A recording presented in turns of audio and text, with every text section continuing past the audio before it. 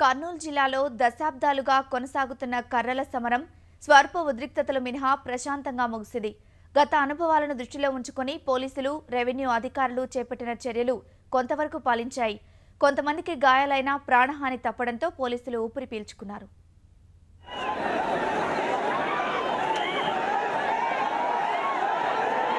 విశ్వాసం ముసుగులో కర్నూలు జిల్లా హోలగుంద మండలం దేవరగట్టిలో ఏటా కర్రల సమరం నిర్వహించడం ఆనవాయితీ. ప్రతి సంవత్సరం ఈ కార్యక్రమంలో పెద్ద ఎత్తున హింస చెలరేగుతోంది. ఓ వర్గం వారిని మరో వర్గం అడ్డుకోవడం, ఇరు వర్గాలు కర్రలతో దాడి చేసుకోవడంతో ఎంతో మందికి తీవ్ర గాయాలై మరణిస్తున్న ఘటనలు గతంలో చోటు చేసుకున్నాయి. ఈ ఏడాది అధికారులు చేపట్టిన చర్యలు కొంత ఫలించాయి.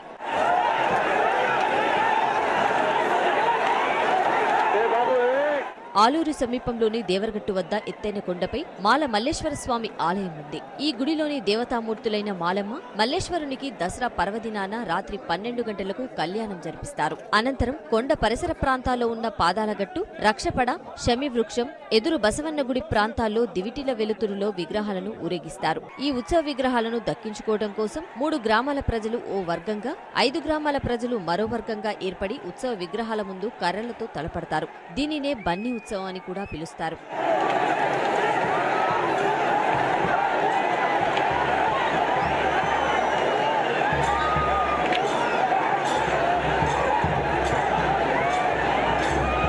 గతంలో ఈ ఉత్సవాలను అడ్డుకోవాలని ప్రయత్నించిన పోలీసులపై భక్తులు దాడి చేయడం, గతేడాది జరిగిన తొక్కిసలాటలో ఓ బాలుడు మృత్యువాత పడటం, పలువురు గాయపడటం వంటి ఘటనలు చోటు చేసుకున్నాయి. ఈ అనుభవాలతో పోలీసులు, రెవెన్యూ సిబ్బంది ఈ ఏడాది కట్టుదిట్టమైన ఏర్పాట్లు చేశారు. గత కొంతకాలంగా గ్రామాల్లో అవగాహన కార్యక్రమాలు నిర్వహించారు. యువతలో చైతన్యం తీసుకువచ్చారు. ఫలితంగా గతంతో పోలిస్తే ఈ ఏడాది హింస బాగా తగ్గింది. మొత్తం 26 మందికి గాయాలైనట్లు పోలీసులు తెలిపారు.